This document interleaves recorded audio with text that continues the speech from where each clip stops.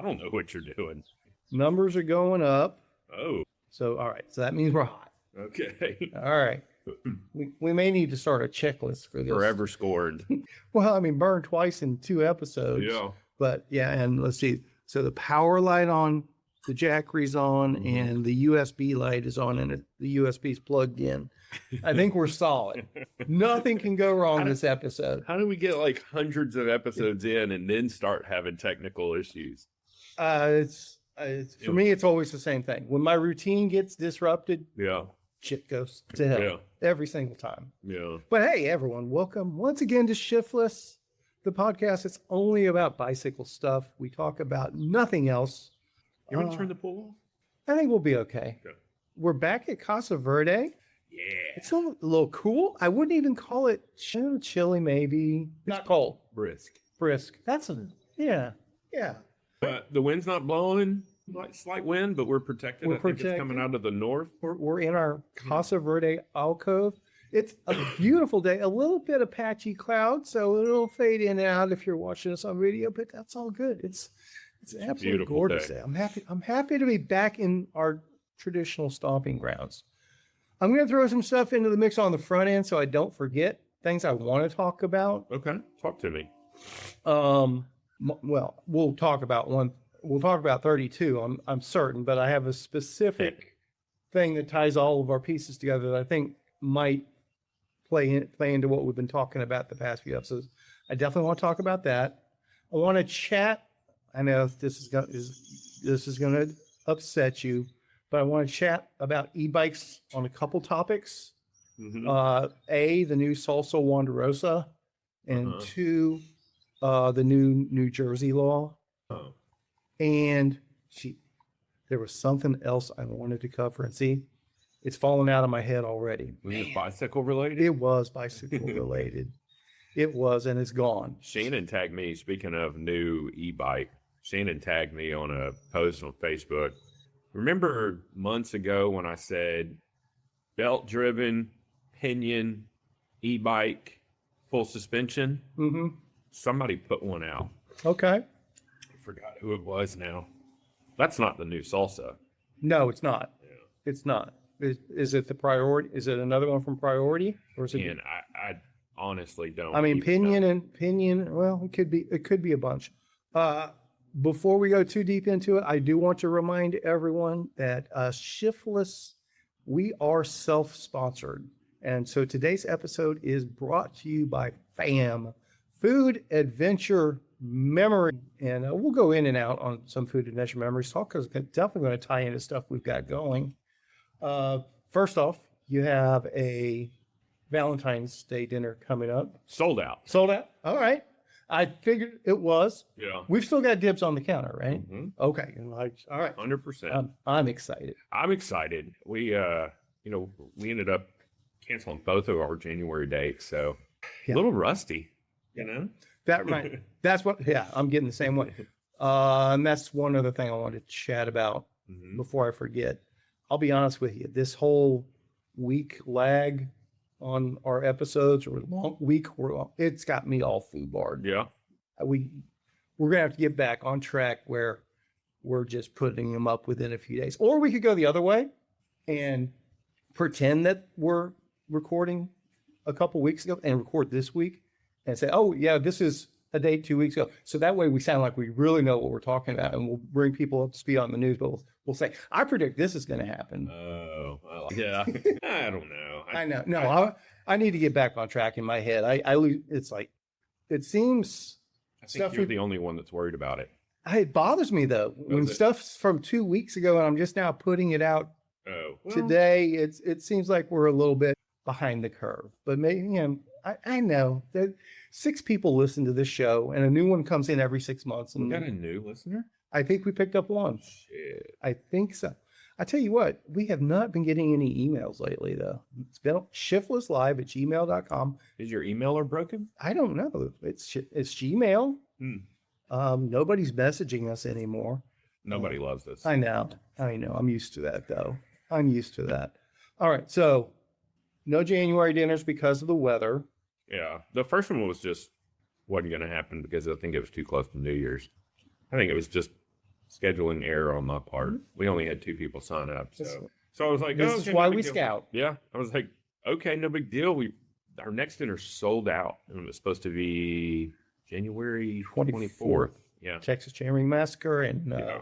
Dusty Road Bicycle Grand Opening, and yeah. Everything was supposed to convene on the same day, and oh, it convened all right. yeah, we made the right call. You know, I hated to do it, and I don't know if I'm alone in this, but it irritates me when there's these predictions where we're going to get 11 and 12 inches of snow, and then we get like 1.5, 2 inches. I'm going to call you out on that one, because whatever weather app you were looking at, that was the only one that was talking those big amounts of snow like that. No, it was just a brief period of time where they were calling for that. Gotcha. The models were showing that. And I get a little romantic about inclement weather. Like, I love inclement weather. Like, You just like wrapping up in a bearskin rug in front of the fire. there's that too. I did burn some monster fires. We cut down a lot of trees. My son split a lot of wood. It was good times. But I would have much preferred way more snow. Like, if it's going to do it, let's do it, you know, instead of the heavily ice bullshit that we had. You know? I mean, we down at our place, we had it all turned to ice, but we had a bunch. Yeah. And I noticed we had more down there than what y'all had up here. When we met at Dusty Roads at that one time. Okay. But I'll tell you what got hit hard is up there at Gainesville and Munster and all. Yeah. Oh my gosh. How are the roads going to be for? That's a darn good question. I meant to ask you this off camera. No, without putting you on the spot. Because remember, we're lagging. Yeah, this is true. This is true. So people that hear this, they'll be able to determine if my forecast was correct. Well, remember how sweet the roads were when we scouted them. Oh my gosh, yeah. They will not be that sweet. You know, I was talking to Adam about this last night. We went and rode, and we rode through quite a bit of dirt and stuff last night. Okay. And it was in pretty good shape. There were some moist spots and stuff, but Right. for the most part, it was hard pack. You know, you could tell that there's moisture. But like I was telling Adam, I said, all this stuff, like, even though we got, call it 3 inches of snow and ice, it's not like 3 inches of rain. You know, it probably translates to 1/2 inch of rain. And what happened is basically that stuff melted over the course of days. And so it seeped in Right. slowly. Which is exactly what we need. Yeah. So it's basically like we got 1/2 inch to 1 inch of rain over the course of 3 days. Yeah. So you know? we had a pop-up ride Sunday to pre-ride and re-verify what you and I scouted. Got up to Gainesville, and it was just everything there was way too snowy and icy. Oh, I remember seeing your video. And we had a few folks that did the 25-mile loop to the west, which was fewer trees out there, so more radiant, sun radiant, melting and everything. And they only had the double track road. That was the only one they had that was an issue. Everything else was pretty good. No surprise there. But the east side, I took the truck out in that, and that was just an icy, snowy mess. Yeah. The first half, and the second half was just a wet, slushy mess. Yeah. But my expectation is it's not going to be wet, it's not going to be muddy, but there are going to be a bunch of potholes, and the potholes are probably likely going to be holding water because it is saturated. Yeah. That's my guess at the moment, sort of thing. But I don't expect it to be muddy. Just rougher. Yeah. Because it was just so smooth when we scouted it, but I don't expect it to be that way. It was unbelievable when we scouted it that day. So, and I'm not going to be able to see the roads until Friday morning when I mark course, but I'll let folks know if it's anything specifically treacherous, or if maybe it does go back to completely smooth. A good likelihood, quite frankly, and we talked about it when we were scouting it, there's a good chance Cook County lays down a bunch of new gravel this week, trying to fill up those potholes, and we may have a bunch of chunk on the route. There's no way to know that until Friday. They won't get out there. Either way, it's not going to be the fastest It's not going to be the super fast course that we scouted. Yeah. And that's why when people ask me, well, what's the gravel like up there? What time is it? Yeah, exactly. Yeah. It all depends on weather and county maintenance. Yeah. Super fast, smooth roads can turn into just absolute junk or chunk or a combination of the two within a week. Yeah. Only time will tell. All right. So Valentine's dinner sold out. What's the next one after that? You have another February one, right? February crap. I know. It's the 28th. February 28th. Yeah. All right. And that one's not sold out yet. No. Eatatfam.com. Mm-hmm. Eatatfam.com. Trust me, you want to do this if you haven't done a fam dinner yet. Love to be sold out. We can make that happen. Yeah. We can make that happen. We'll definitely be talking up the Valentine's Day dinner as well. We'll have all sorts of social media content around that one. That'd be good times. Do you have the menu thought out? I'm not asking the specifics. Have you had time to think about that menu yet, or are you to get closer to it and figure it out? I've got some ideas. I've got some stuff that I want to execute, and I've got some stuff that I'm going to start this week. I'm going to do some new things. Going to play around with. I don't want to give up my. Show my cards too much. I was just asking very general if you had something in mind. I have many things in mind. Okay. I'm excited for this. I want to shake things up this year. Okay. I was really disappointed that my last dinner got canceled because I had so many things in the pipe that I was like ready to unleash. But we'll see. We'll see. I get that. Don't get me wrong. I think we're going to have a really good Texas Chainring Massacre. It may be another one of our happy little accidents. Like I got notice from Naomi last night that they did get their liquor license, so she's stocking up on beer for us. Very cool.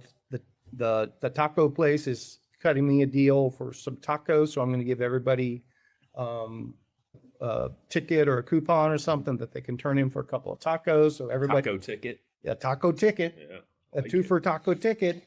Sbarro is still closed though? I'm sure it is at the moment. More stuff is coming, so I think it's going to be a good time. That was like a core memory for me seeing the Sbarro. I understand. Like it brought me back to my childhood. I haven't seen one of those and I can't tell you how long. Quick side story. Not cycling related at all, but Sbarro's related. Kind of. So, first time I go to New York City, business trip, and it's first time I've been there. All I know about New York is what I've seen on TV and the movies, right? I still haven't been to New York. I love it. Yeah. Loved it. Last time I went, it was still pretty cool, but I liked it better in the 90s. People tell me I'm crazy, but because New York of the 90s was just like the New York from the movies. Yeah. It's like, this is so cool. So walk into the Hotel Edison. It got the bellhop carrying my bags up and all that, and give him the tip. And he's like, "Is there anything else I can help you with, sir?" Like, yeah, we're gonna get a good slice. What would you think if I asked that? I mean, I don't know. I don't know New York. I don't know where you are. What borough you're in. No, I understand, but what do you think I'm asking for? Pizza. Evidently, I was asking for a prostitute. Oh. I don't know these. Seems like he might have been profiling you. And he kind of alluded to that. He's like, "You're not a cop, are you?" I'm like, "What?" You have to tell me if you are. Who ever believed that crap? I don't know. It was in a couple of shows, TV shows or movies back then. And I think, it's one of those things that became urban legend and then just got solidified as fact amongst some people. And then it was just like a running thing. Like, I mean, tons of people. I believed it when I was a kid. Well, when you're a kid. Yeah.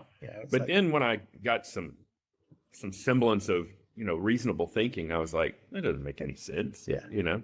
Because then all you have to do is just ask everyone you know, are you a cop? And there's no such thing as an undercover cop at that point. But yeah, so I was like, something like, you asked me if I'm for a slice of pizza? He's like, oh. He had to totally reorganize his thought process. And he's like, oh, there's a Sbarro's right. It's like, no, I know Sbarro's. It's like, I was looking for something local. It's in every mall back home. Yeah. Yeah. So that was my first 10 minutes in New York City right there. But it went uphill from there or down. It went glorious from there. Had a fantastic trip. I loved it. I like that town. It's my kind of town for a visit. I don't think I could live there, but man, I like going there. I want to go there just for food tourism. You know, I would love, ideally, I would love to like fly in, you know, and stay for like 3-4 days and just eat all over the place. That trip was actually, and that was my introduction to sushi as well. Oh, wow. Met a friend there, and we just walked around all night, and we were trying to find something local, and you know, I don't know, it was late. It was like 11:30, something like that. Back when you stayed up that late? Back when I said, I used to be such a night owl. Yeah. And you know, it was like bars and pubs and stuff that supposedly had good food, but people spilling out the door. Mm-hmm. And we go by this Japanese place, and she's like, somebody told me about this. Let's check it out. And we had the place to ourselves, and we just sat in the back wall, and they'd love to have us in, and they just started bringing stuff out to us. It was like, oh, am I? And I had no idea. Had never been exposed to that stuff before. It's good stuff. Oh man, it was phenomenal. Absolutely phenomenal. And that's completely about bicycles. I was going to ask you, what was the cycling scene? Did you even at that point? No, that was before I was into bikes. Yeah. As an adult. Yeah. So no, didn't. I mean, yeah, notice messengers around town, sort of thing. That was about it. But pregnant pause there. I'm glad it was you and not me. Let's talk bikes. Yeah. What do you have on the list to talk about bike-wise? Well, I sent you guys that deal. It's probably old news now, but Schwalbe is getting into the 32-inch tire market. No big surprise there. Right. And they're going all disciplines. They're going mountain bike, gravel. And road. And road. They're going. They say they're going to develop a road 32-inch. That is interesting. It is interesting. I wonder, has the UCI already addressed road 32? Not that I'm aware of, but I wouldn't necessarily be aware. I would be shocked if 32-inch wheels are allowed at the top competition levels. I would be shocked. Will we see a 32-inch at Tour de France? I don't think so. Not anytime soon. You remember how long it took disc brakes to get in there? So yeah, well, disc brakes are a whole nother thing. People are claiming safety. You know, they didn't want to get their finger cut off if there was a pile up, and you know, shit like that. It was all bullshit excuses. Just like all the stuff we see on the news. Everybody's got a weird excuse. It's like you're just beating your own drum at this point. Shut up. Yeah. Okay. That is interesting though. 32-inch road tires.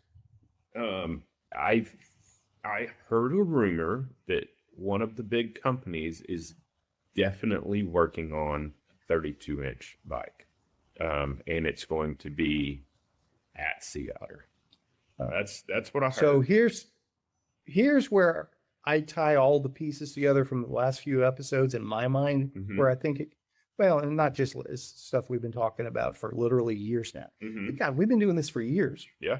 But quality control, listening to our own episodes, which actually sometimes I enjoy them. You're funny sometimes. You know that? I've been told that. It reminds me of things we talked about, and this listening to the latest one with Austin kind of reminded me of some of this. So here's what I think the dealio is. So, you know, we're talking about how the COVID era new riders aren't the traditional cyclists. So that's not the traditional N+1 market. They don't know they're supposed to be into N+1 because they were sold a gravel bike of this is a do everything bike. Yeah. All right. Yes, there was 80% fallout from those new riders, but that's still a growth in the market of 20%. And the bike manufacturers are trying to figure out how to make them N+1 riders because they all have gravel bikes, basically. That's what they all went out for. Preponderance, anyways, of the market. And e-bike. Some, but that's again, they're not a lot of the sub $2,000 e-bikes. Yes, but the people that bought the gravel bikes, the traditional Okay. acoustic gravel bikes, they're not in N+1 mode. The basic concept they were sold on, this is a bike that can do it all.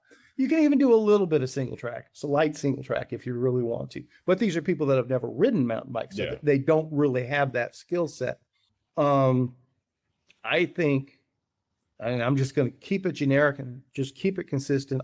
I think Specialized is the player.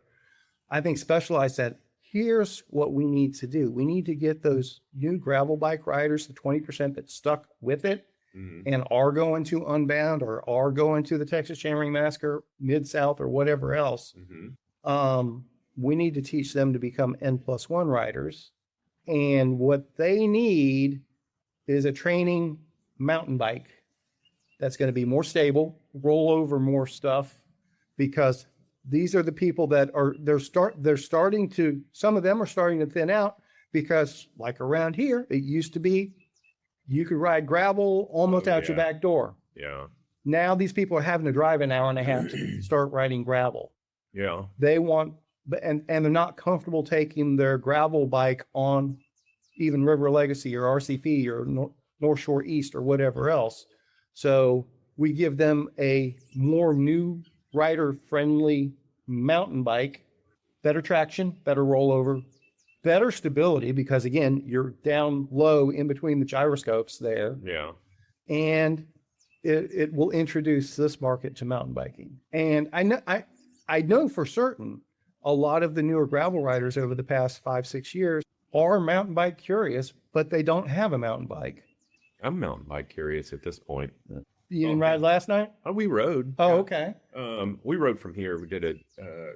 Was North Shore closed still? Oh, yeah.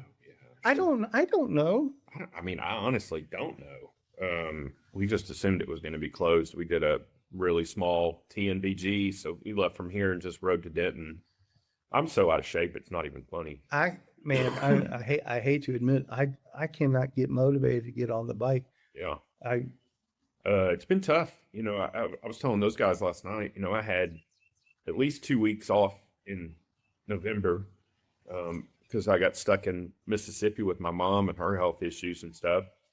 And then right before Christmas, I got the flu, and I felt like I had that I had that lingering cough that was. You still got it? I still had it like 4 weeks later. It's not the same now. Okay. I think this is all allergies and congestion and shit. Now you're just hacking up the allergy stuff. Yeah. I'm doing that.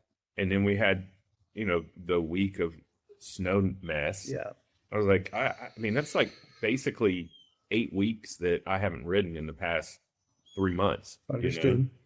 So it's catching up to me quick. I was on the struggle bus last night on the ride.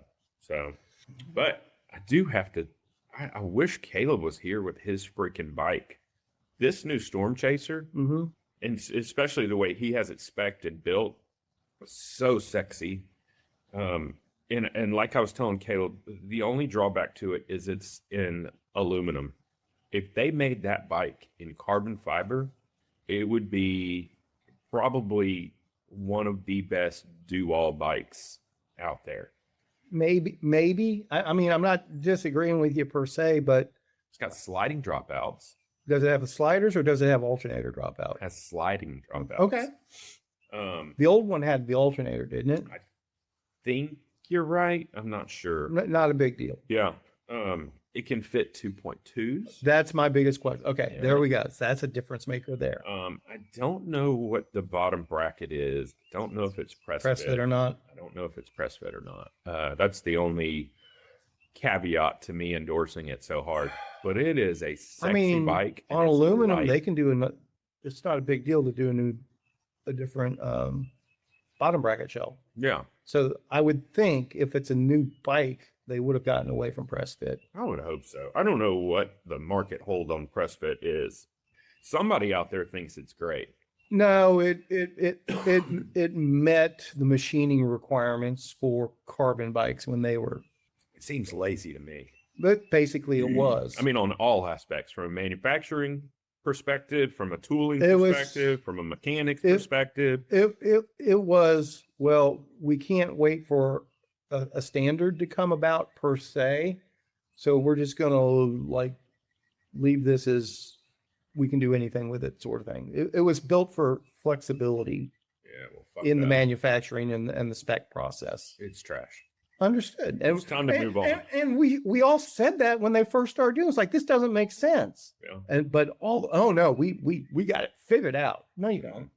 Somebody endorsed it really hard somewhere, and it It stuck was- around for way too long. It was the conversion to carbon. Yeah, way too long. So I mean, I get the thought process. Like, it works great on headsets, but you don't have near the torque and constant spinning constant. on a headset, Yeah. you know.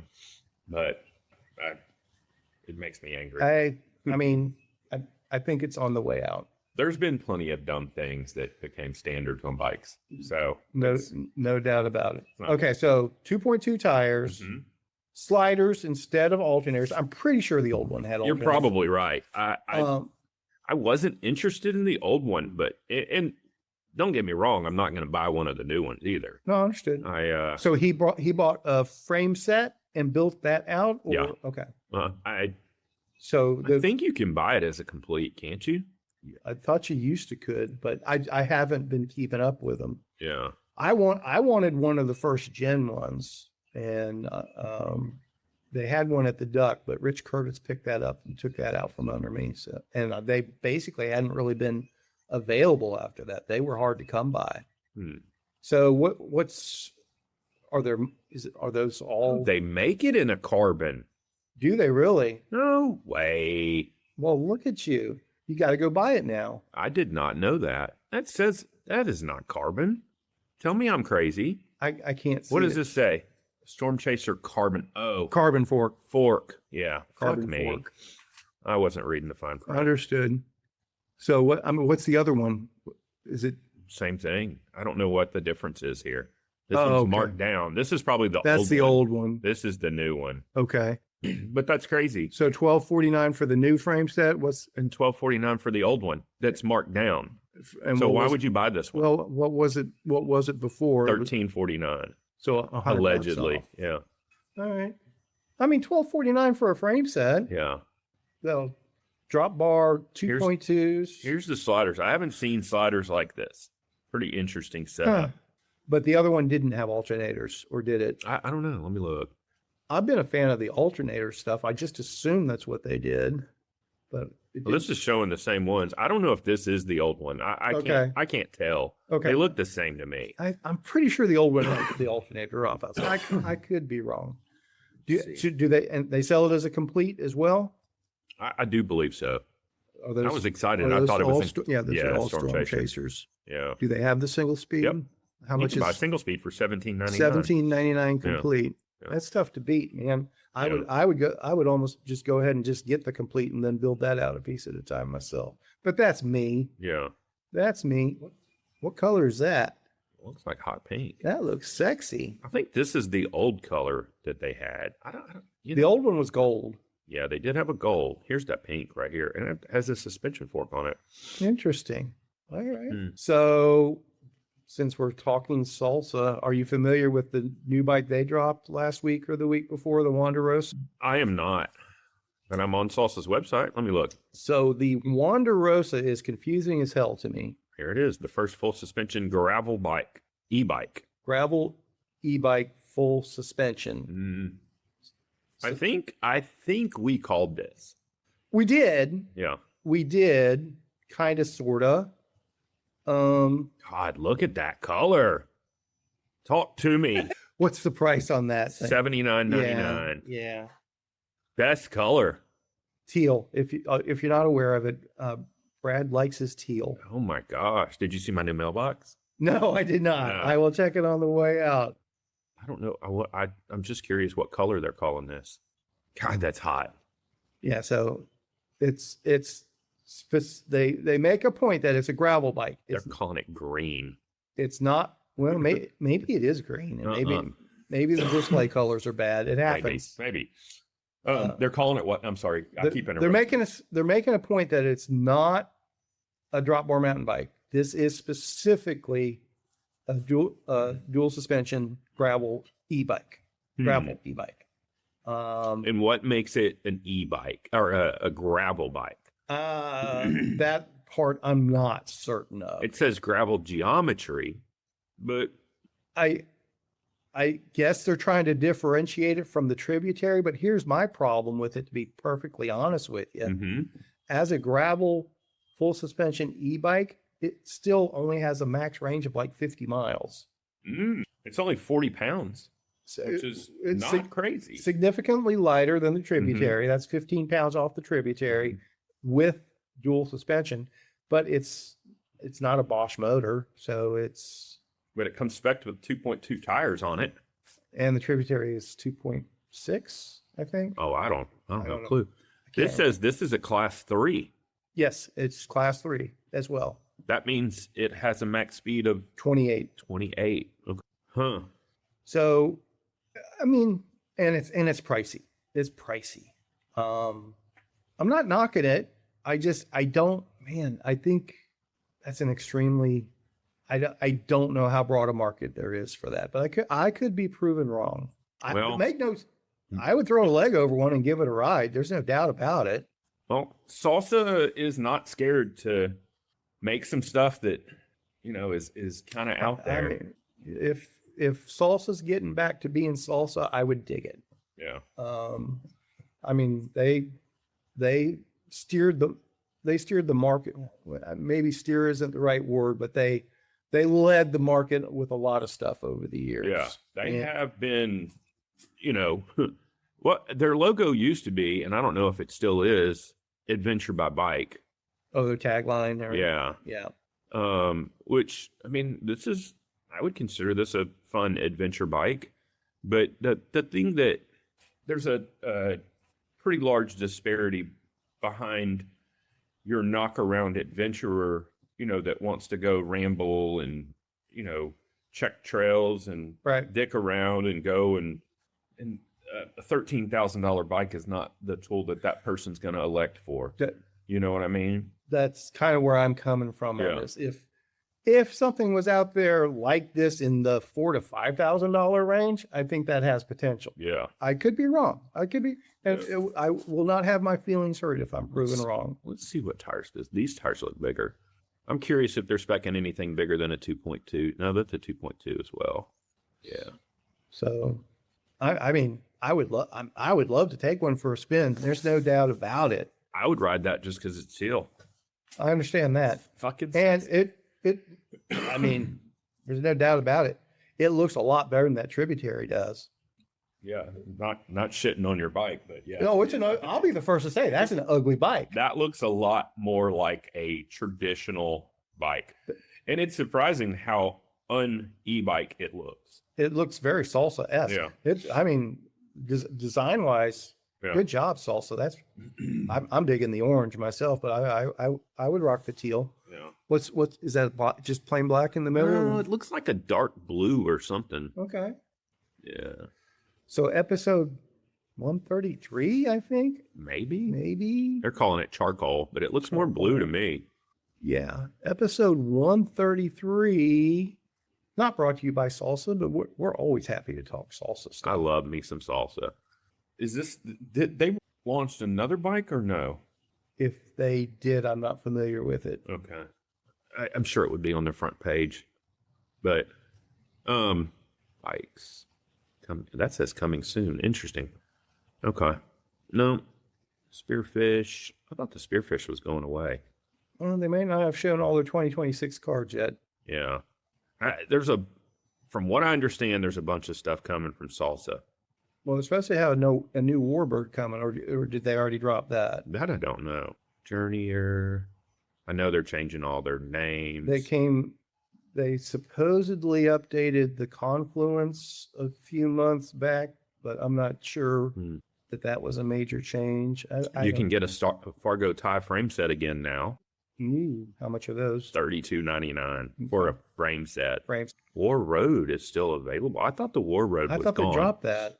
It's still on their site, Okay. but that doesn't mean that they're still producing them. Looks like they have most of the sizes in stock: 54, 56, 57, 59, Okay. 57 and a half, I guess I should say. It's a Well, sexy paint job. So there's one that, that was something the industry tried to pull off, that the all roads never really got much traction. Yeah. And I never understood why they were trying to do that, to be honest with Because you. they were too scared to make a full-blown gravel bike that accepted big tires, so they were making they were trying to bridge the gap between gravel. Go big or road. go home, Yeah. man. Well, I think the industry was still trying to figure out where bikes were going to be, They should have just listened to me in 2010. I told them, Yeah. we're going drop bars and 2-inch tires. Kevin, still, we're in And 2026. one by. We're in 2026, and only 6 people are listening to you now. And they're not agreeing with me. And then Surly, I wonder when we're going to actually find out what's going on with Surly. Midnight Special. I got something from them on the new Midnight Special. This is it right here, Midnight Special, now with fiber. But they're making that, they're focusing on the all road aspect of that one too. Really? So I don't know. But It looks outdated to me. Like, just at a glance. Shouldn't everything Surly look outdated? You think that's the motif that they're going for? Maybe, I don't know. Yeah, more classic, traditional kind of sort of thing. I don't know. I don't know what they're doing, to be honest with you. I think they're trying to find. I don't think they know what they're doing. That's my point. I think the whole bike industry is still trying to figure out where they need to be. I watched a completely unrelated video the other day. It was, SHOT Show just happened, which is a gun show, one of the biggest gun show in the world. Okay. Just happened in Vegas. It's similar to like SEMA and what's the Consumer Electronic Show and all that, where every gun and ammo and accessory manufacturer shows up and shows off their wares. You know? Right. And I watched a bunch of videos of coverage where people were like going to booths and talking to people about their new products and stuff and blah, blah, blah. And I watched the most interesting video I watched was a guy that waited till everybody put out all their videos. And then he was just talking about the state of the gun industry. And he addressed COVID and the COVID fallout. And he was just talking about how all these gun manufacturers collectively are still forecasting off of 2020 and 2021 numbers, because apparently, and I didn't think about it, but the gun industry grew leaps and bounds during COVID as well. Oh yeah. And so he was everything he said, he could have been talking about the bike industry. Basically everything outdoors related. Yeah. It was a great take of his. And it, like I said, it felt like he was talking about the bike industry, because he's like, the gun industry is still trying to figure out how to advertise and fill niches and, fulfill their orders and accurately forecast to know how many of X number to produce and everything. And he goes, and these guys are still stuck on their 2021 numbers, you know?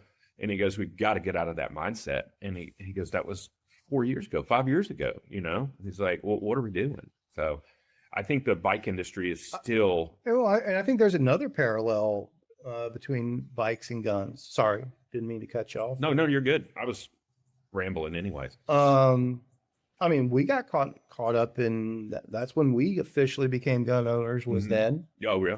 And both of us had shooting backgrounds, but with the kids, we didn't have guns in the house. And through all the stuff we were going through then, might be a good time to have a gun in the house, sort of thing. And so it's like, but you got to have somewhere to shoot. Yeah. And well, you have a range not far from you. Well, that was the thing. When we first started, sure, we did. Yeah. But then it turned into a shit show where you go there and there's 50 idiots. Yeah. I think it's gotten a lot better.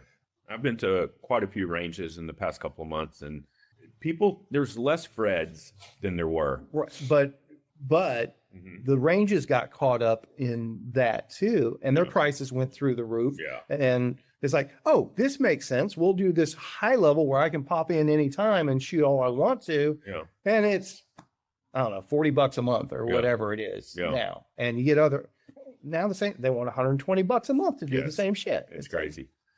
Gage and I went shooting on Sunday. We did the long range qualification up at Fossil Point, Decatur. It's a huge range facility. They have the skeet stations or clay stations, whatever you want to call it, where it's almost like a golf course. You know, you play different holes, right? And the targets come out, and they have pistol range. And we did the long range qualification, and it was cold as shit on Sunday.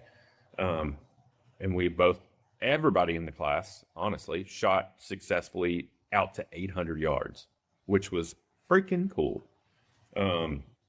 Just the amount of knowledge, and I was overwhelmed when the class was done because the instruction was amazing because he just layered the information, and it was just all building blocks. Like, he started with the fundamentals and then started layering on the tech stuff, and we learned how your scope works. Tons of stuff that I was not aware of. It was a great course, and it was very cool. Like, within 8 hours, it's an 8-hour course, right? Within 8 hours, I could pick up a rifle right now and feel confident that I could shoot 800 yards, which is flipping cool. The only thing was, it was so cold, and I'm not used to that position. We were shooting from prone, and somewhere in the class, he's like, okay, I want everybody to stay on glass. Like, keep your eye on the scope and focus on the target when everybody else is shooting. So call it 15 minutes of just being, well, I guess it's more like this, and my neck was just crushed after that. It's a whole nother muscle set and right. Everything else, but it was very cool to scratch that itch for Gage, and he's more excited than ever now. So it was cool. Very cool experience. So I don't know how I got into that, but we're talking the parallels, and but that brings up a point. Not everybody that's got into shooting, during COVID is just going to hop in their vehicle and go to Decatur to shoot or learn more. And that is the same with the bicycle stuff that I was talking about. People want to be able to do stuff out their front door, out their back. Well, the shooting range that you're talking about is right out our front. Actually, there was a death there a couple months ago. No shit. They've had a couple of them there. Really? Just the dumbass stuff that goes on there. And, I've seen some complete dipshits at the gun range. And a lot of it is surely ignorance. It's just people that don't have experience, and nobody is born knowing how to handle a gun. No, but it used to be pre-COVID. You go to a gun range and there's 3 or 4 people there, and there's a range safety guy, and keeping an eye on everybody. When you got 50 people lined up, 3 deep, and they're all alternating in there, and well, it's also, I think and everybody comes in with 3 or 4 guns and is moving them around and everything like that. I think it stems from education at an early level too. Like when I was a kid, now granted it was Louisiana, much more rural. We had hunter education in school, which I don't think they even do that anymore. The Sportsman's Paradise or whatever it was. So. Yeah. When I graduated, no, I've never heard of hunter safety in school. No, when I graduated high school, I had my hunter's education safety card or whatever. We were taught gun safety and, how to chamber rifles and how to transport. And all the classic, treat every gun like it's loaded, never point a gun at anything you don't intend to kill, blah, blah, blah. All the basics. We were taught that at an early age where you could absorb it, and I think it goes back. My kids didn't have that in school, but I taught them the same things, I think it really, a lot of it stems from education or lack thereof. But the gun industry has the same thing with the N+1 thing too. That's Oh, what, very, very much so. that's what this Very guy was much, talking yeah. about is like every year at SHOT Show, this is the hot thing. Yeah. You know, and you know, the big deal this year is there's no more tax stamps for suppressors or automatic rifles or whatever. I don't even know, short barrel shotguns and all these. There's so many variants of guns. And this year at SHOT Show was the suppressor. They called it the year of the suppressor. The year of the suppressor. There was everybody and their grandmother had a new suppressor.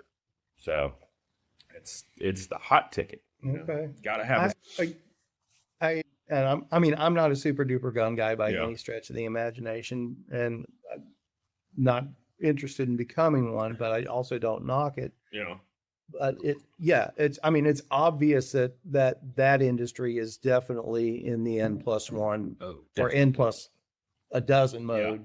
yeah. Yeah, because rarely do you meet someone that has one gun, you know? Anyways, shooting a suppressed gun is amazing. I do have to say that. Just the lack of, it's not even the sound, it's the concussion. I guess it is the sound, but it's the lack of the impact on your body, especially like on Sunday, you know, we had 5 shooters and we all shot, I call it 60 rounds, you know, there was one person that did not have a suppressor. And every time they shot, you're like, oh, even with ear protection, Right, you can right. just feel it, Yeah. you know?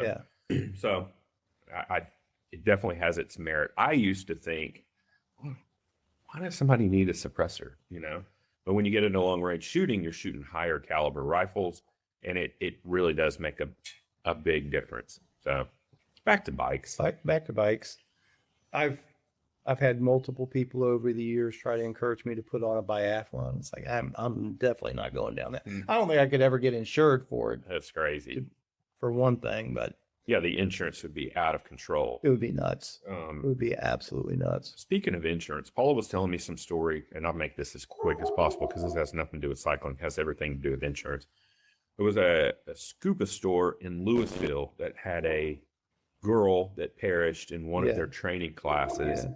And the big hullabaloo was the guy was bragging about his insurance coverage. He was good if 2 people died. He'd still be good. Oh, I didn't hear that part of the story. And I was like, well, that's not something you brag about, but I'm sure that has to be discussed with an insurance agent. They have to discuss, like, well, you know, it's just like your car. You have limits and, Right. you know, Right. all that stuff. But I was like, it's something that never crossed my mind. You know, I'm sure gun ranges have the same kind of thing. Yeah, I think he multiple incidents up to X amount, but one incident could take the full amount, and then you're left hanging on the second one. Yeah. Sort of thing would be my first impression. But I was familiar with the story when it came out 6 months ago or so. Yeah. When it first happened, you know, because I have the scuba background. I worked at a dive shop for a while, and a lot of, it was we were cave diving specialists, so a lot of the people that I knew that were involved with that have passed on, because that's one that cave diving went full X Games mode, where those guys were just, who can go the furthest, the deepest, and find new shit. When we had our whole training platform was, here's the rules. Nobody's died following these rules. Yeah. If you stick to the rules, you're not going to die. And like Sheck Exley is the guy that wrote the cave diving manual, and these are the rules, and he went beyond that. And but anyway, cave diving is the one thing that every time I think of just that term, it literally scares the shit out of me. I'm not claustrophobic.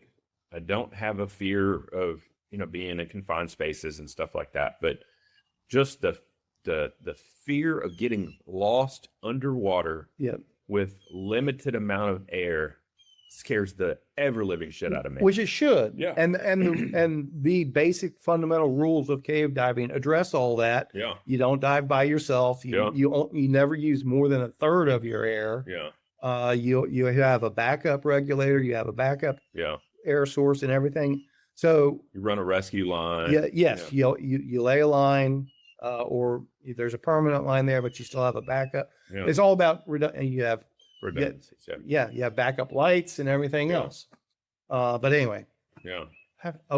So I heard about that scuba diving accident that involved the 12-year-old girl, and it's like I mean, when the news started coming out, it's like, how does that even happen? That doesn't make any sense. Yeah, I know nothing about and it that other than what I told you. because I mean, I've been involved with so many scuba training courses, and it's for this to have happened, so many basic things had to have broken down, and in open water, not in cave diving. It's absolutely ridiculous. Yeah. Particularly with a 12-year-old. I can't. It's got to just be sheer negligence.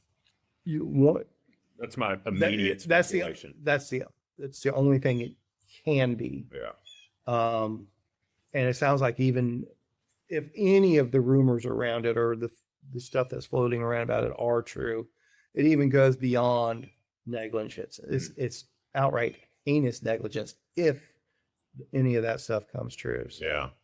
I mean, I learned to scuba dive when I was probably 10 yeah. in a lake with zero visibility. However, it was one-on-one with an instructor. Yeah. And, he had his hands on me the whole time, like, making sure he knew where I was. And we only went like maybe 10 feet deep, Right.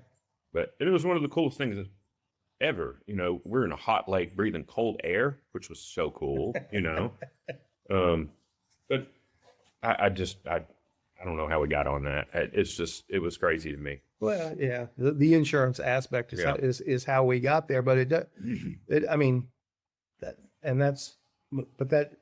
even in bicycle world, Austin touched on it some in that episode.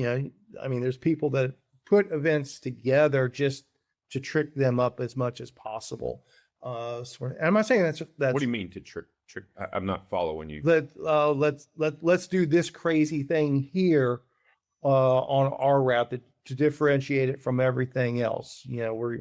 We're going to ride a tree over a river or whatever else. That sort of stuff. Or cross a stream, or or go through the raging river with a rope. Yeah.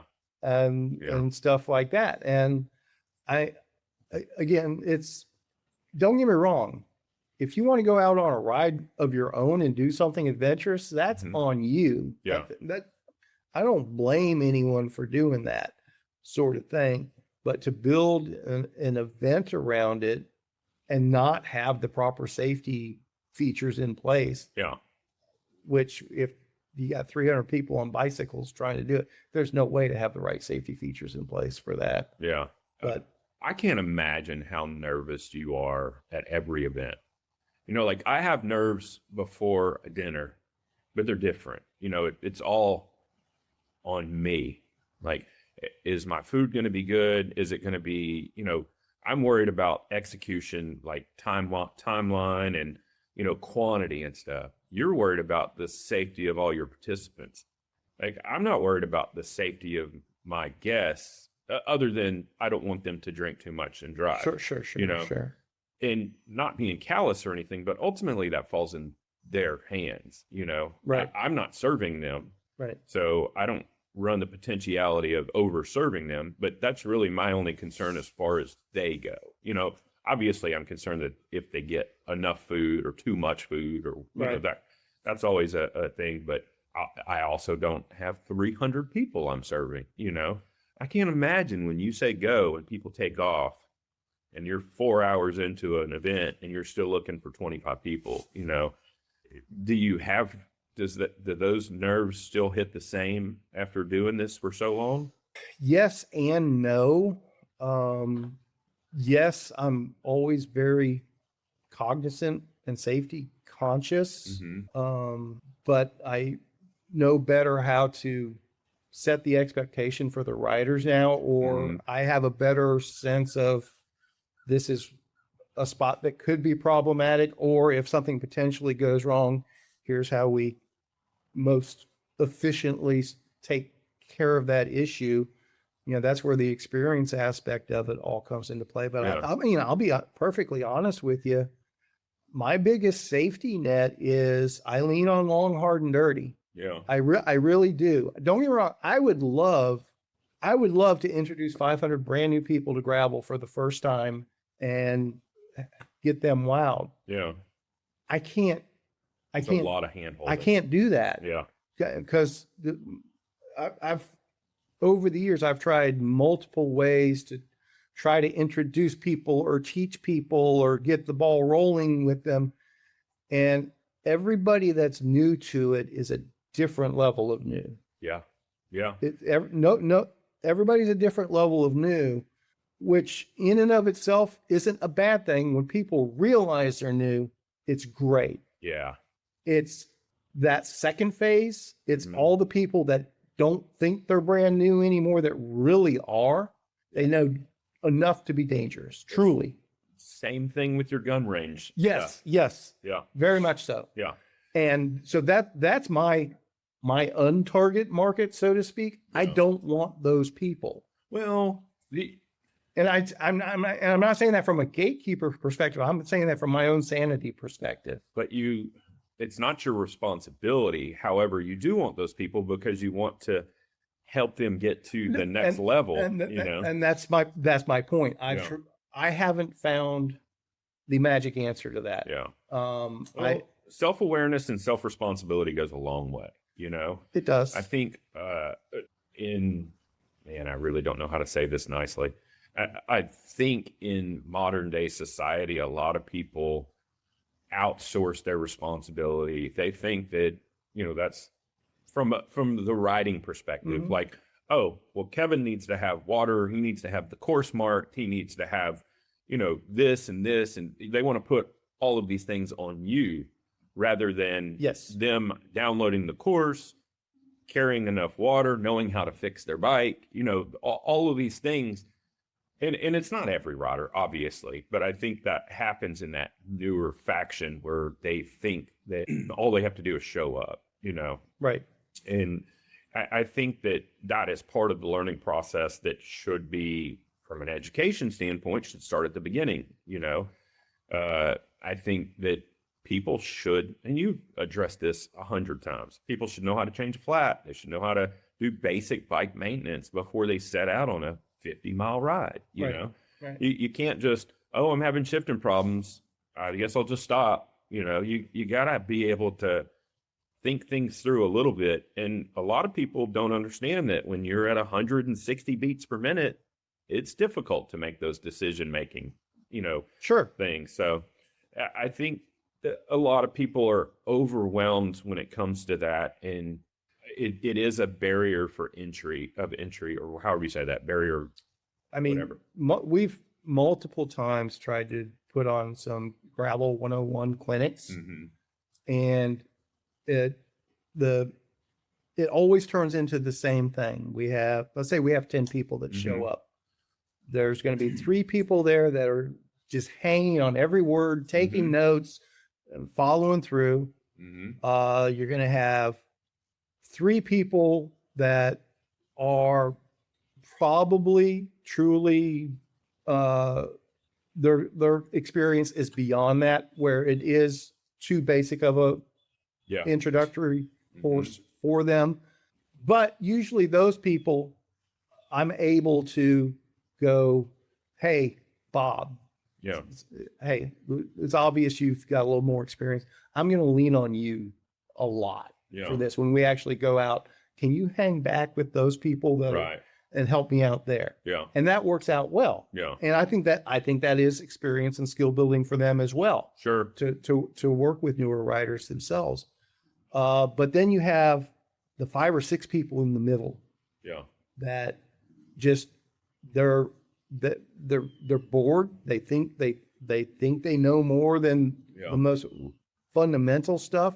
And those are the people. I'm just going to go on out and start riding now, sort of thing. And the next thing you know, there's 4 others that are tagging along with them. It's like, no, you guys are the ones that really needed the most. Well, then that's the unfortunate thing is the people that need that information the most are the least likely to show up. You know?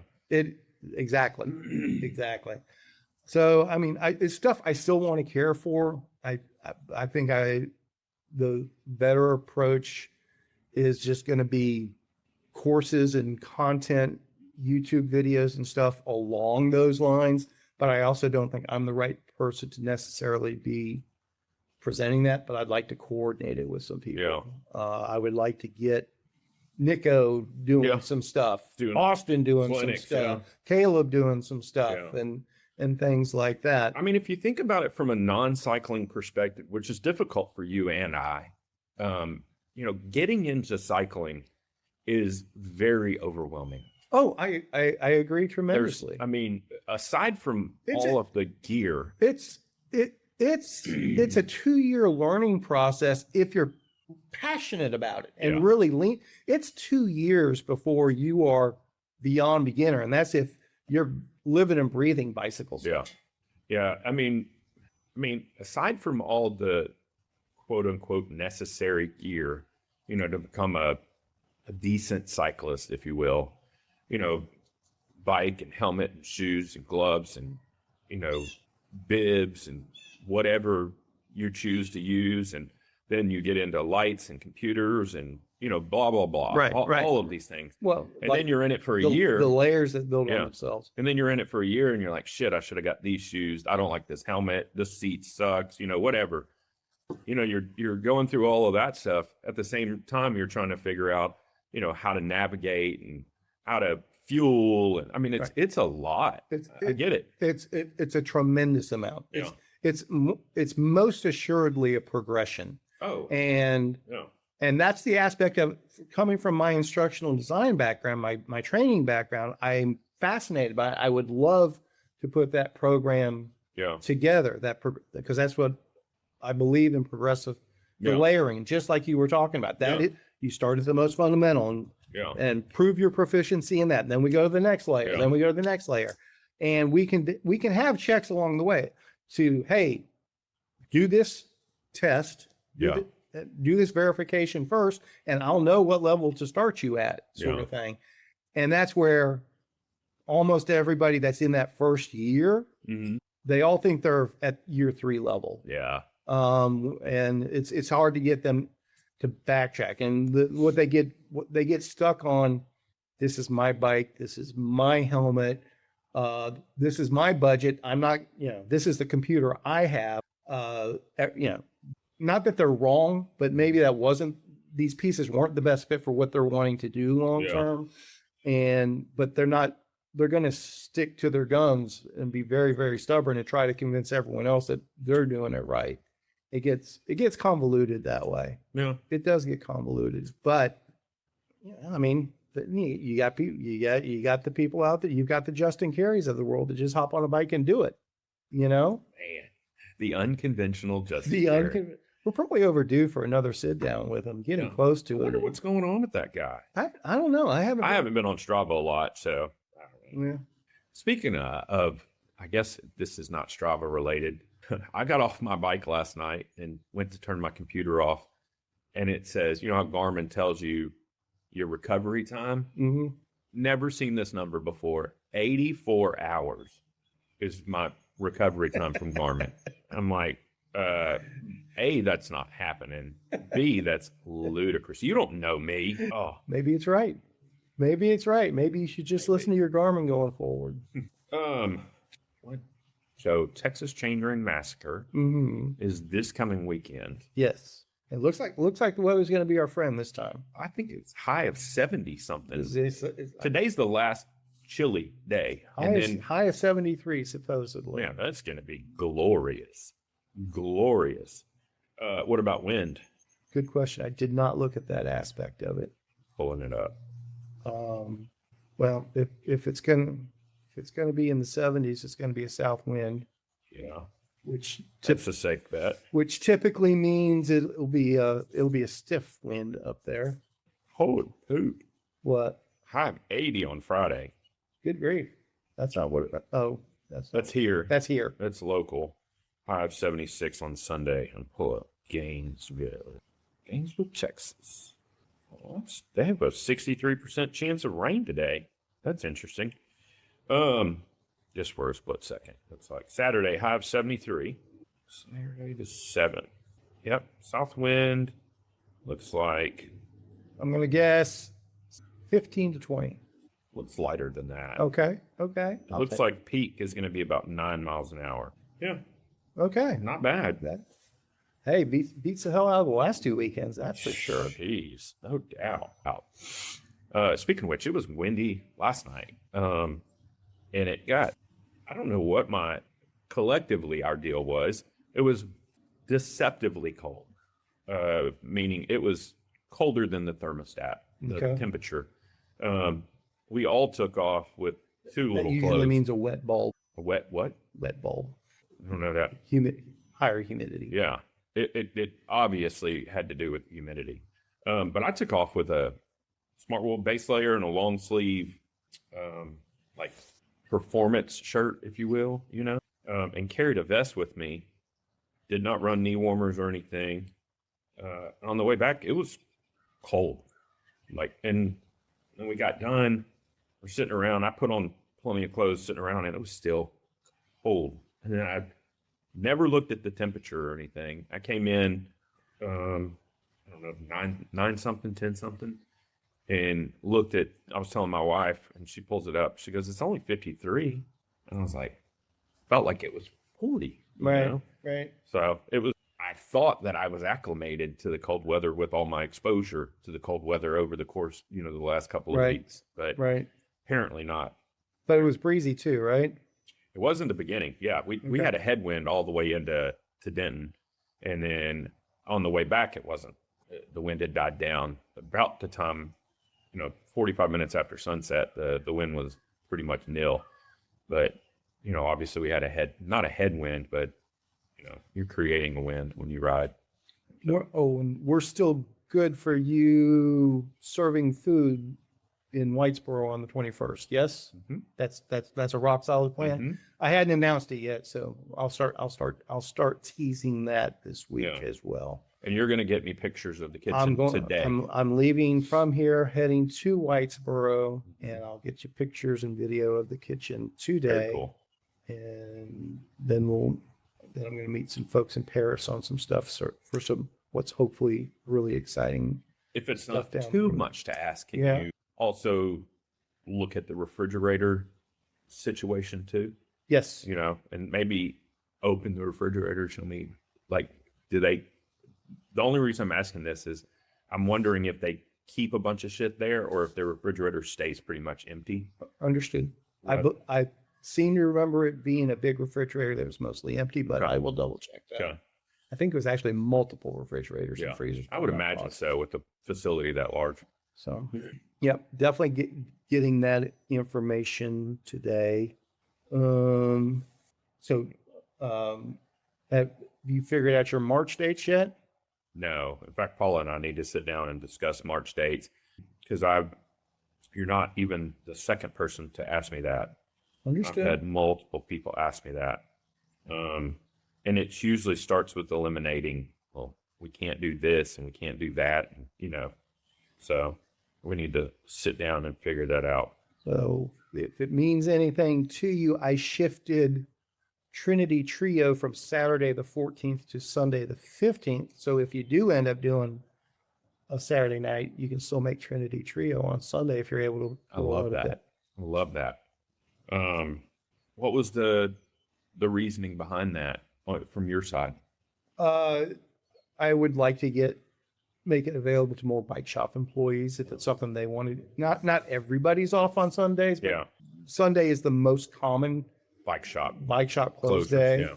Sunday and Monday, but we can't do it on Monday. Yeah. No, I get you. I was just, that's awesome. So, I'm looking forward to it. We're gonna do it from Gateway, and go to Sansom first. Let people go, come back, do Gateway. I think maybe a lap of Gateway, go to Sansom, come back to Gateway, and that'll be the short route. People can just do that. I got you. And then people return to Gateway, and then they can go to River Legacy, come back, do one more Gateway to finish. What would the total estimated mileage be? That's about 100 miles to Oh, do wow. everything put together. Doing the whole kit and caboodle, That's a big clip. Yeah.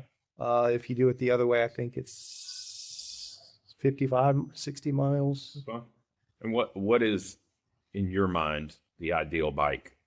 Whew. I still think drop bar mountain bike, where you potentially walk pieces of Sansom and potentially walk pieces of Gateway East. Mm-hmm. I think that's probably because it's a lot of pathway and trail and a little bit of road here and there, maybe. Yeah. Because I'm thinking I still want to throw the stockyards in, but maybe not. Yeah. Um, Yeah, that screams Fargo to me. I think drop bar mountain bike is the way to go. I don't think a gravel bike is the way to go. Yeah. Unless you're Austin. Maybe, Even then, maybe. I think he would still say drop bar mountain bike. I think we have enough single track in the mix that I think a hardtail mountain bike might still be advantageous in the long run over a gravel bike. Yeah. But, well, how many people have hardtail mountain bikes these days, though? So I understand. You're very special. In more ways than one. Yeah, I don't think a full suspension geared full-blown mountain it's bike. too long for an e-bike too. So e-bikes won't work. Yeah. Well, the 55-mile route, I bet you could milk it. A few bikes could pull that off. Yeah. Potentially. The new Wanderosa. Well, the Wanderosa would be good for the short. I would ride that on the short route and be perfectly happy, especially if it was teal. I think you could probably do 55 miles of combined. You'd have to know your battery life and all that stuff, and you couldn't be on turbo the whole time. No, obviously. you could only do eco. I mean, it says 50-mile range, and so that's eco mode to begin. So you're going to have to turn it off at points. Sure. But you can do that on the Trinity trails. Yeah. There's no downhill to really take advantage of, but you're definitely gonna want the motor on a 40-pound bike at Sansom. Yeah. If you've got it, sort of thing. So. Yeah, and that would probably be a good play is just ride it in Amish mode on the path and then get to the trail and turn it on. But here's the kit. It's a class 3. Mm-hmm. That's not allowed on trails, right? Isn't that the basic? That was rule? Okay. Thanks for. I knew there was something else I wanted to talk about the New Jersey laws, but yeah. Well, no, there is no basic.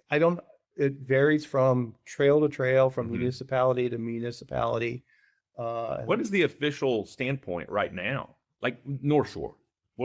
So I know e-bikes are allowed. North Shore, technically speaking, Class 1 e-bikes are allowed with a permit from the Army Corps of Engineers for physical hardship. That's the technical. How many permits do you think that the Corps of Engineers have issued? When I got mine, they were familiar enough with it to be fairly straightforward. Mm-hmm. So I don't think it's definitely less than 10% of the e-bike riders at North Shore. That's what I was getting at. I think it's more than just a couple. Yeah. I think there are people that it's like, I'm just going to be legal just for the sake of it. Because that's the one thing, Corps of Engineers are the ones you don't want to actually enforce it. Yeah. At some point or another. Yeah, because they're the ones that are least likely to, in my opinion, but stuff changes at the federal government levels. Yeah. How many Class 3 mountain bikes are there out there? Oh, I have no idea. I'm just wondering, do you think the majority of the e-bikes on North Shore are Class 1? I honestly don't know. Yeah, me neither. I need to hang out at Mad Shelter Trailhead and take an inventory somewhere and interview people with what is going on, what people are using out there. Because I don't even know because we had that phase starting in 2017 where all the new mountain bikers were getting their Class 3 enduro downhill bikes that for all the torque and motor they could possibly muster. I don't think that's what's happening anymore. I think the last few years it's more Class 1 stuff that's being sold. but I don't know that for certain. Yeah. What was the Cannondale that you rode when you went on your trip? Was That's that class 1. that was class 1? Okay. My guess is most stuff's class 1 now. Yeah. Because that is what's going to be legal in most places that allow e-bikes. Yeah. Like technically speaking, no, I won't go there. Technically speaking, even though I have the permit, my e-bike's a class 3, even though I have it restricted to class 1 when I'm on actually I haven't ridden it at North Shore yet. But by the letter of the law, if you took that bike on North Shore, even if it was detuned to class 1, it's got the class 3 sticker on it. So it would be illegal at that point. Yeah. Huh. So are you familiar with the new e-bike laws in New Jersey? No clue. When you mentioned New Jersey, it's the first time I've even heard it. So, I've been talking about this for some time as it relates to e-bikes and the people that are riding e-bikes that are the Sorons or and all that stuff. And so basically New Jersey has said anything with a motor in New Jersey is a motorcycle. Anything. Like even a class 1 e-bike. Anything. Just clarifying. I know you're saying the same thing. Yep. So you have to front and rear tail light or front and rear lights. You have to have a rear view mirror. Oh. You have to wear a DOT motorcycle helmet. You have to have a license plate. You have to register the vehicle with the state. You have to carry insurance. And you obviously have to have a motorcycle license endorsement. That part I don't know. Well, if you have to do all that other stuff, I would imagine you have New Jersey may not have a motorcycle endorsement. That I don't know. That part I haven't heard that about being licensed for a motorcycle, but it's a valid point. Do you think that other places are going to follow suit? Yes. Yeah. I don't think it's gonna be where everybody goes to that level, but it was like what I've been saying since we did the first episode where we talked about an e-bike. It's, you can't have law enforcement that's a specialist in to enforce it. What they're going to go the simple approach, and the simple approach is if it's a motor, it's a motorcycle. Yeah, that's a lot to put on a police officer to differentiate class 1 from class 3, and now Europe has addressed this, and their basic guidelines are pretty straightforward in that, all the bikes are, any e-bike is limited, it's pedal assist only. It is limited to 15 miles an hour. That's the max assist. Oh, really? In Europe. So that's not even a class 1. It's not even class 1. Class 1's 20, right? Class 1 is 20 in the United States, limited to a 250 watt motor. Oh, wow. And I believe a 250 watt battery as well, but I'm not positive of that. European e-bikes are meant to be true commuter electric assist bicycles to help people get around. It's not meant to be a replacement for general transit. But the Amflow is a European brand. No, that's Japanese. Amflow? Chinese. DJI. But they're out of Europe, are they not? Speaking of which, they're having those bikes are on fire sale. Seems like. Are they? I get, because I signed up. No, I understand. Where are they? Fire sale, funny. Sorry, I didn't mean that now. Yeah, 20% off right now. Okay, and that's what. So basically, they're priced where they should have been from the beginning. In the beginning. And you know what's crazy is I used to think these bikes look so good, and now I look at them and I'm like, kind of looks booty. I'd still like to ride one. I would love to ride one. Where are they? I thought, maybe the motor was just DJI. Yeah, the motor's definitely DJI. I thought the bike was too, but I could be wrong. There's no way to know where somebody's based out of.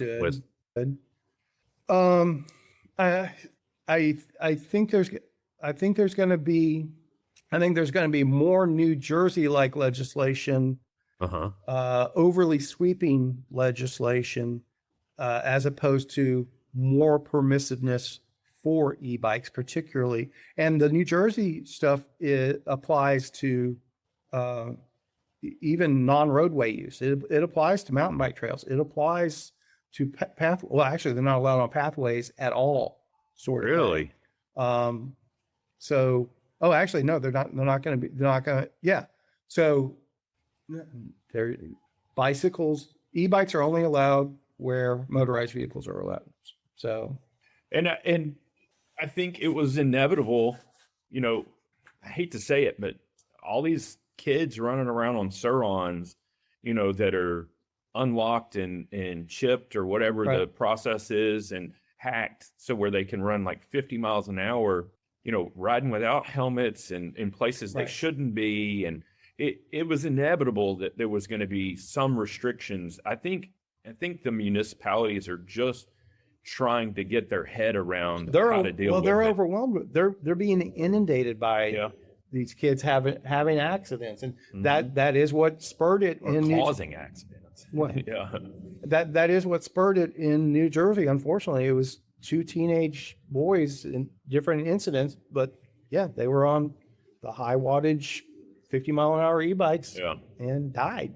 Wow. And it created enough outrage that it was just one of those that got the momentum and it got pushed through, and the governor signed it into law. It was his last act as governor. Either he didn't run again or he got beat by somebody else, but it was the last piece of legislation he signed before his term was up.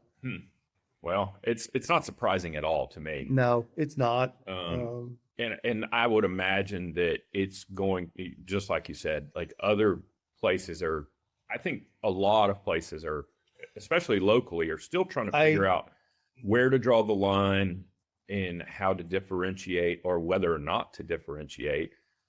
Because I told you this, I was at Velo Republic and there was a bike in there that was a full-blown throttle bike, but it had cranks on it that weren't even operable. Yeah, that's just to skirt the rules. Right. And I was like, it's shady on multiple levels, you know? It's from a manufacturing standpoint, you're working around a known loophole, you know? Right. And then as a consumer, you're buying something that you know. But that's where I'm going to disagree with you. The consumers don't necessarily know better. At some point, they have to realize. Okay. Okay. No, I don't think you're a kid and you get a bike that has a motor on it. You have to go, wait, why aren't there cranks on here if I can't even use them? You know, that has to click. Well, no, I think they realize it's there to skirt the law, sort of thing. But I don't think the kids necessarily see the problem with it. Right. Yeah. Right. They think, oh, that's it, okay, boomer. Yeah. Sort of thing. Yeah. Okay, millennial. Yeah. Or whatever. So they're okay with, because they think the law's stupid. Yeah. Basically. Yeah. And they're like, well, this is our workaround. I mean, when I was a teenager and doing things that I shouldn't have been doing, like touching booties and stuff. I'm not going into detail because I haven't been prosecuted on all of them, only a small portion. The statute of limitations is well expired. But it's like, it doesn't apply to me. These people, they don't know enough. Yeah, I get that. So the kids, do they know better? They know why the fake pranks are there. That part they do understand to skirt the law. They don't understand the ramifications of it, I guess is what I'm getting at. The parents don't know better. Yeah. The kid says, here's what I want for Christmas. I want this $800 e-bike that goes 50 miles an hour. Yeah.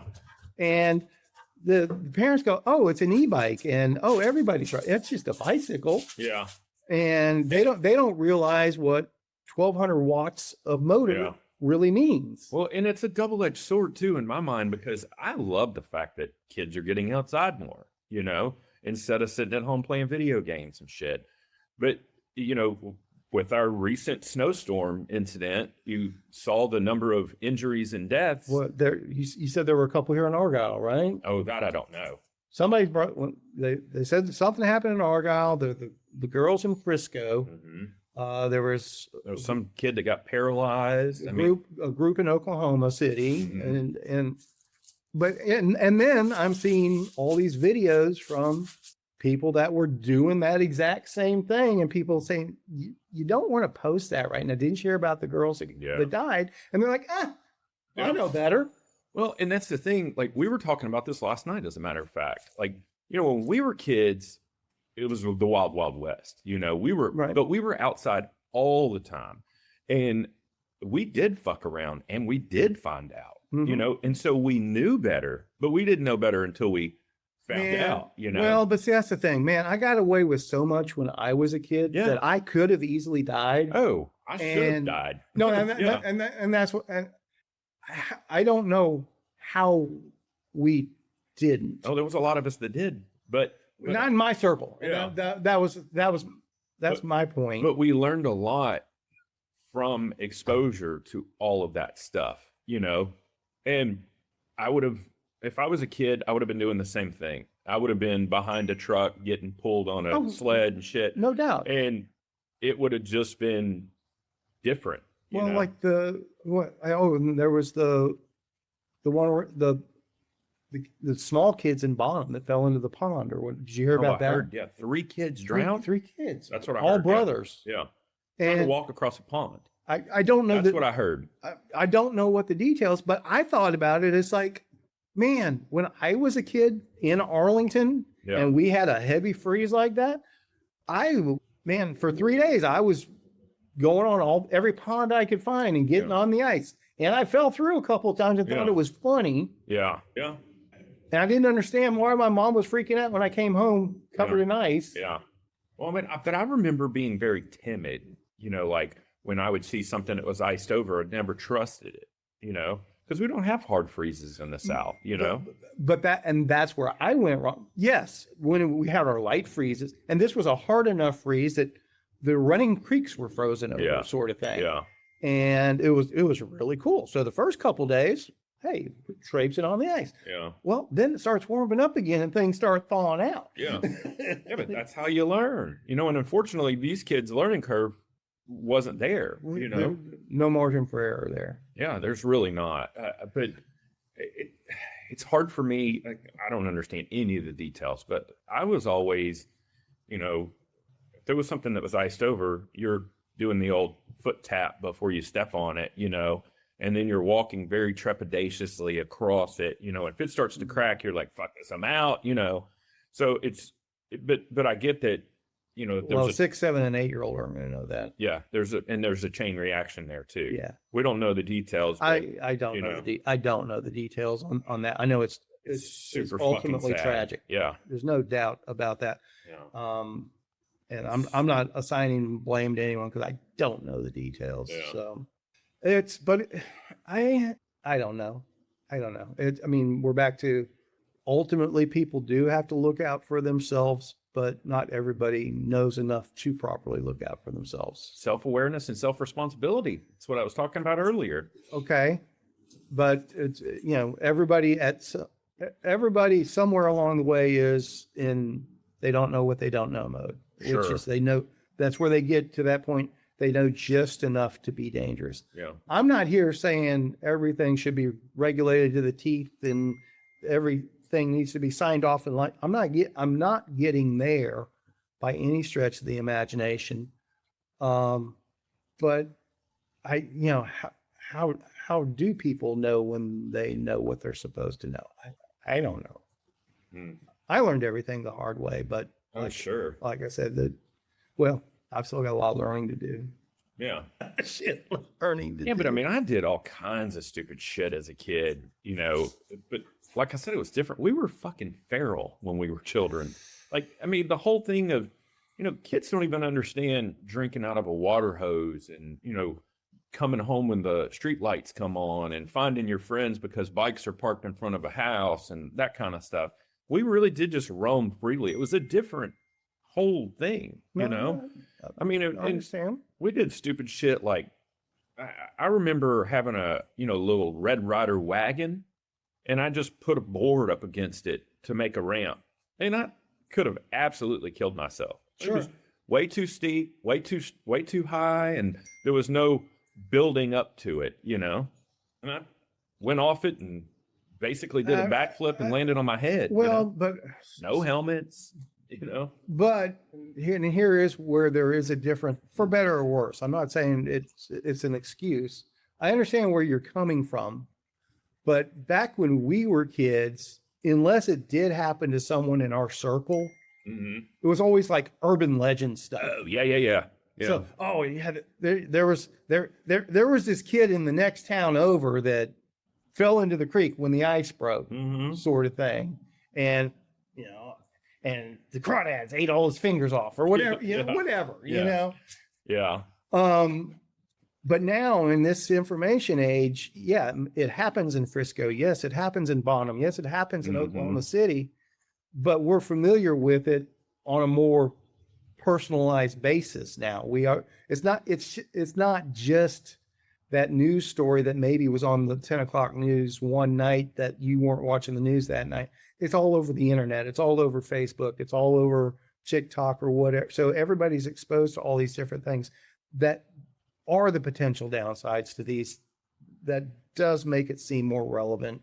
I'm not saying it's for better or worse. It's just people are, I think that is part of the kids aren't out there on their own being feral anymore because the ramifications are more tangible than they were. Our parents didn't know any better, so to speak. They knew, the big one when I was a kid that everyone was always hyper vigilant about was the Halloween candy. Yeah. That was urban legend too, for the most part. For the most part. Yeah.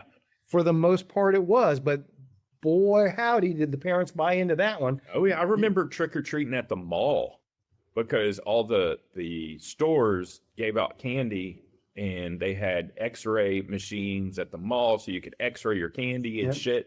I mean, it was a huge scare that swept. It was part of that whole Satanist scare of the 80s. Satanists are after everybody, and they're making all these plots for everything.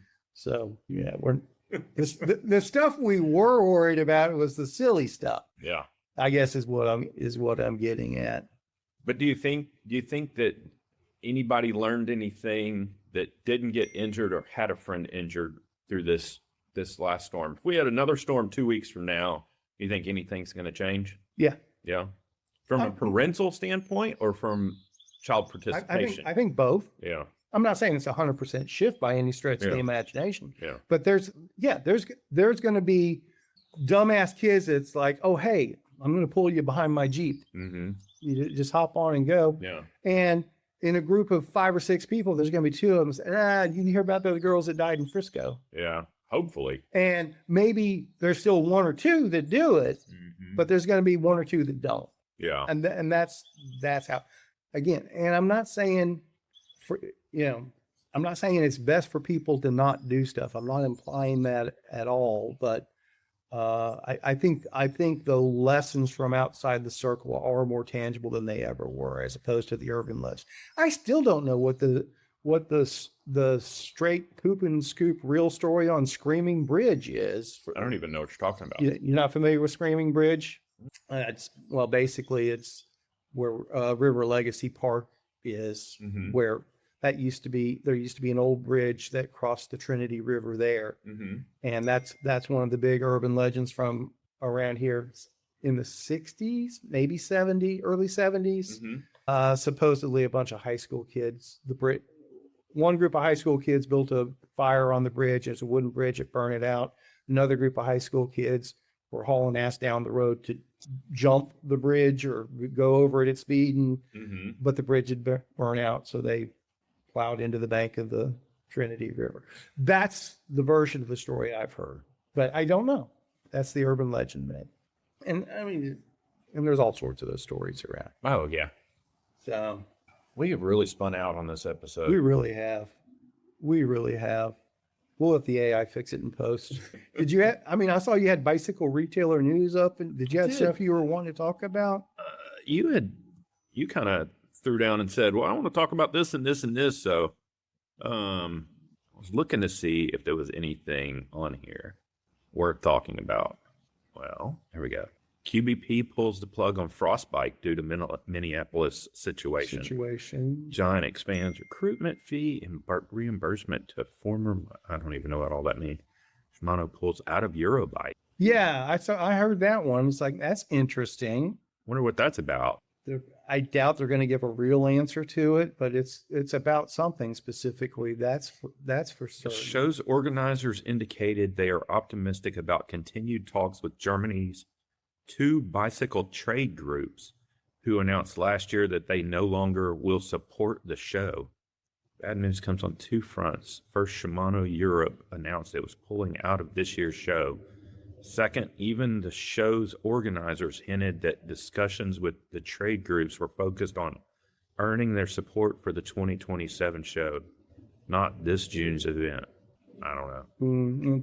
What's the hullabaloo over the Europe? I don't know. My guess would be that Shimano doesn't have faith in who's ever putting on the show right now to best utilize any funds Shimano might be throwing into the mix for it. That's just a guess. I know nothing. But this says that Shimano Europe will not attend this year's show. That means they're not going to have a booth. They're not going to promote anything. More than likely, Shimano was a major sponsor of it, sort of thing, and was supposedly. I don't know. Like I said, just the verbiage that's involved in all that. It sounds like there's money issues, and Shimano doesn't want to be a part of it. That's something I did want to touch on.